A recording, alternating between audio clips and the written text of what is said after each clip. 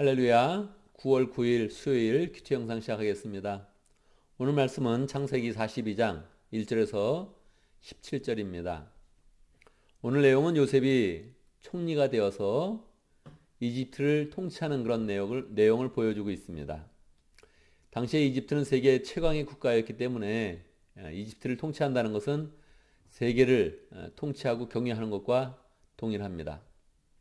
그렇다면 요셉이 총리가 되었고 이것도 얼굴마담 총리가 아니라 실질적 권한이 있는 그런 총리가 되었다면 그 내용이 어떻게 전개되었겠습니까? 만약에 이것이 동화와 같은 그런 이야기였다면 요셉이 총리가 되어서 행복하게 살았다 하면서 맞춰질 수 있는 그런 내용입니다. 만약에 더 동화의 내용이 진행이 된다면 어떤 내용으로 진행되겠습니까? 총리가 되어서 얼마나 행복했는지, 얼마나 위대한 일을 했는지 이런 내용이 기록되어져 있을 것입니다.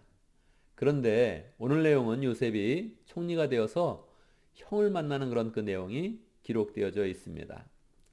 형을 생각하면 요셉은 어떤 마음이 들까요? 요셉의 그런 그 마음 가운데는 형들이 노예로 팔았던 그런 시기를 기억에서 지울 수가 없습니다. 너무너무 생생하게 기억이 나는 것이죠. 아마 초반에 형들에 대한 그런 미움과 증오와 복수하고자 하는 그런 그 마음이 많이 들었을 것입니다. 그래서 만약에 이게 동화였다면 또 형들을 만나가지고 복수하면서 카타르시스를 느끼면서 그래, 권선징악, 선한 사람은 잘 성공하고 나쁘게 했던 사람은 벌을 받아야 돼, 이렇게 하면서 끝날 것입니다. 그런데 오늘 성경은 전혀 이러한 우리의 예상과는 다르게 진행되고 있는 것입니다. 성경은 우리의 이런 그 마음속에서 관계를 제일 중요시 여깁니다. 하나님과의 관계, 사람과의 그런 관계를 제일 중요시 여기죠. 이것은 우리가 하는 그런 어떤 업적과 어떤 그런 일보다도 훨씬 더 중요하게 여기고 있는 것입니다. 그래서 성경은 지금 요셉이 이제 총리가 되었을 때 총리로서 어떻게 얼마나 위대한 일을 했느냐 거기에 관심을 두지 않고 이제 다시 요셉의 마음속에 있는 응어리를 풀어내면서 이 응어리를 풀 때도 복수하는 마음이 아니라 예수 그리스도의 그런 그 마음으로 그 관계를 어떻게 풀어내는지를 보여주고 있습니다. 이러한 관점에서 오늘 말씀을 우리가 잘 봐야 됩니다. 이 내용을 그냥 아는 그런 스토리다 이렇게 생각하면서 성경을 읽어가면 그냥 성경을 이해하면서 넘어갈 것입니다. 그런데 실제적으로 성경적인 그런 그 메시지를 잘 붙잡지를 못하는 것이지요. 42장 1절 카메라는 야곱의 그런 가족을 향해서 비추고 있습니다. 야곱은 이제 아직도 가나안에 있는데 양식이 부족해서 이제 야곱이 요셉의 그런 형들에게 이야기합니다. 애굽에 가서 곡식을 사와라. 거기에 곡식이 있단다 하면서 이야기를 한 것이죠. 그래서 42장 3절에 보면 이제 10명이 애굽으로 오게 되는 것입니다. 42장 4절에 보면 야곱은 10명의 아들을 보내면서도 베냐민은 보내지 않습니다. 어떤 마음이 드십니까?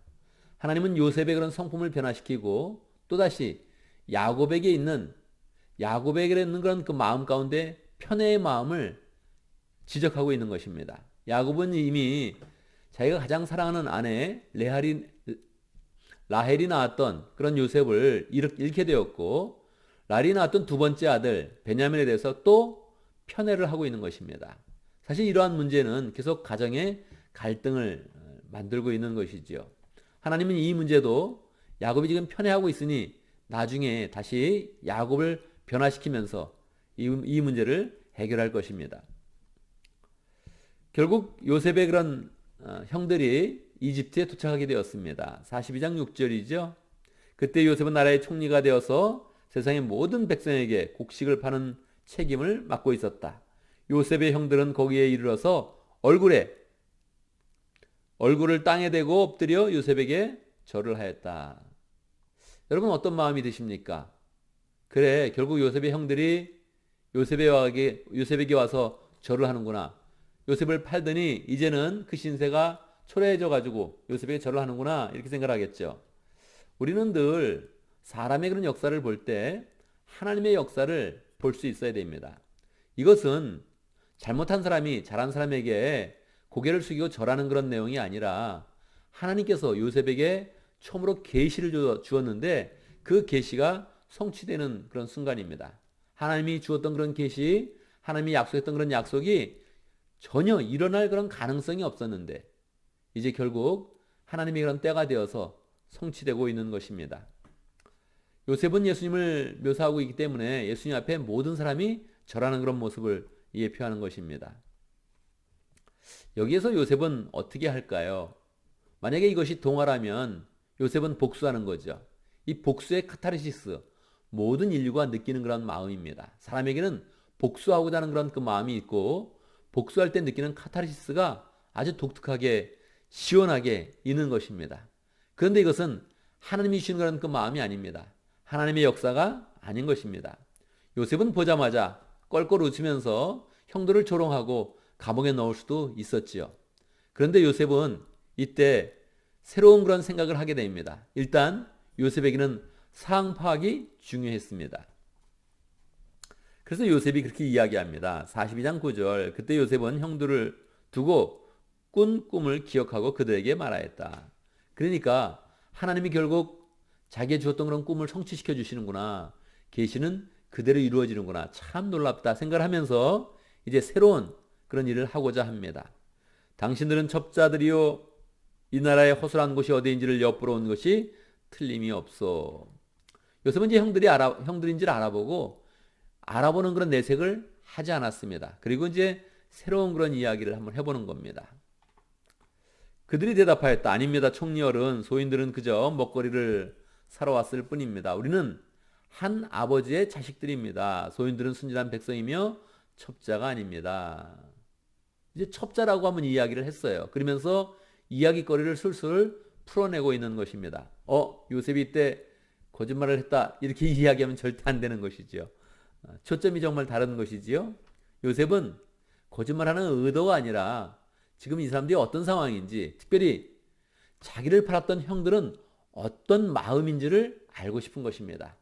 복수하기 위해서 알고 싶은 것이 아니라 형들도 자신의 잘못을 뉘우치고 이제 형제와의 그런 관계를 잘 회복하기를 원하는 것입니다. 요셉은 하나님과의 관계 속에서 총리에 이르는 축복을 이루었는데 형들도 하나님과의 관계를 회복하고 자기와의 그런 관계도 회복하는 그런 가운데 이제 더 아름다운 그런 가정을 세워갈 준비를 하고 있는 것입니다. 42장 13절. 그들이 대답하였다. 소인들은 형제들입니다. 모두 12입니다. 11입니다. 그렇게 이야기도 요셉은 알아듣지 못할 것입니다. 그렇지 않아요? 원래 일반적인 총리였다면. 그런데 이들은 요셉이 자기의 그런 상황들을 다 알지 못하는데도 불구하고 12이라고 이야기하는 것입니다. 12이라고 이야기하는 순간에 이제 요셉을 팔았던 그런 사건이 나오게 되는 것이죠. 요셉의 귀도 쫑긋해서 이들이 무엇이라고 말하는지 귀를 기울였을 것입니다. 가나안 땅에 사는 한 아버지의 아들들입니다. 막내는 소인들의 아버지와 함께 있고 또 하나는 이렇습니다. 요셉은 정말 궁금했습니다. 10명을 딱 보는 그런 순간에 아버지는 건강한지, 아버지는 살아계신지 너무 궁금한 거예요.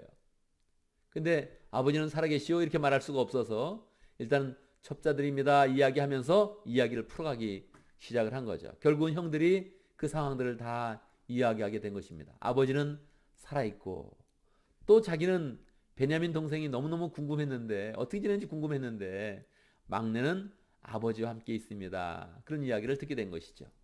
요셉은 마음 가운데도 궁금했습니다. 나에 대해서는 어떻게 이야기하는지 아예 존재를 부인할 수도 있었거든요. 우리는 11 형제입니다. 이렇게 이야기할 수도 있었죠.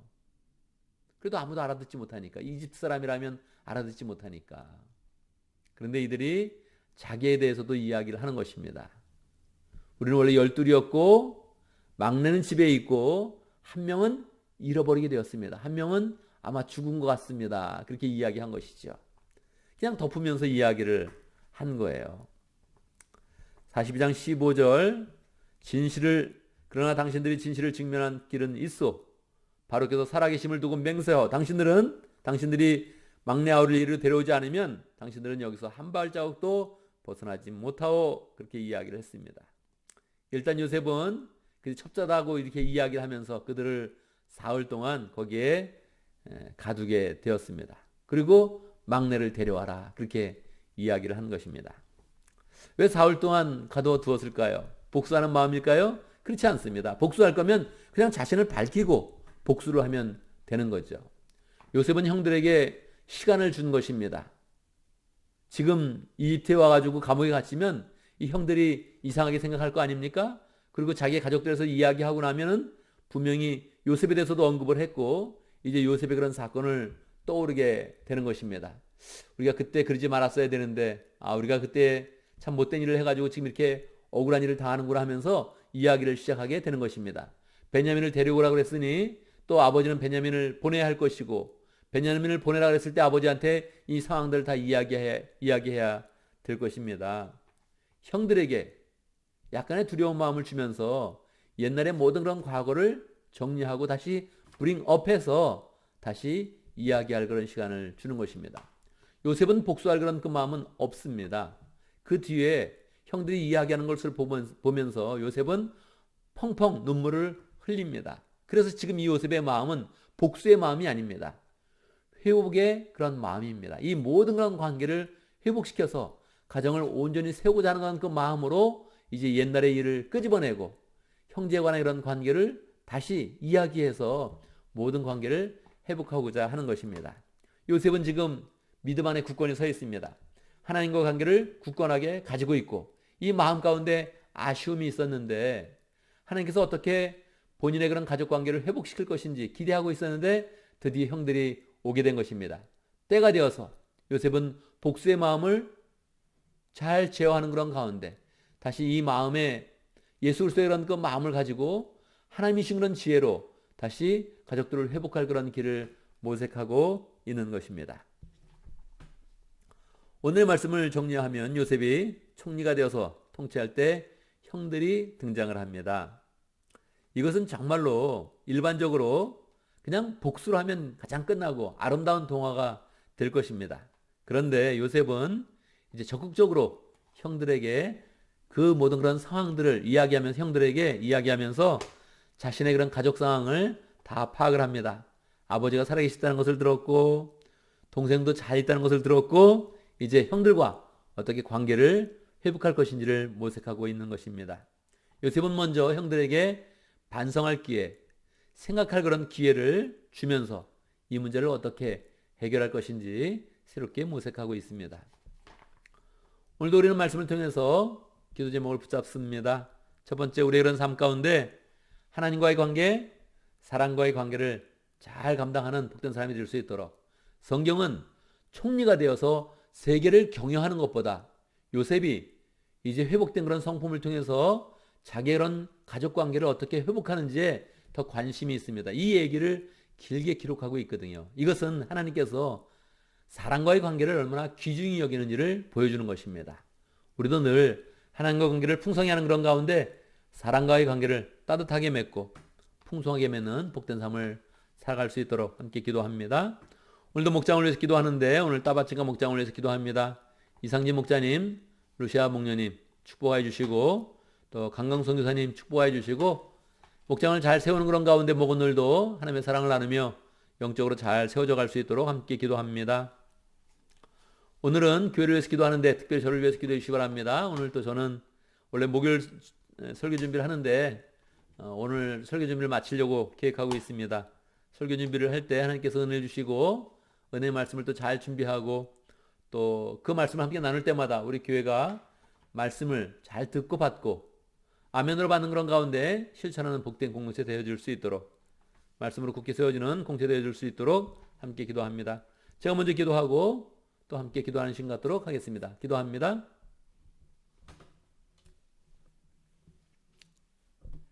우리 그런 삶 가운데 약속을 주시고 꿈을 주시고 그 꿈을 이루시는 우리 하나님을 찬양합니다.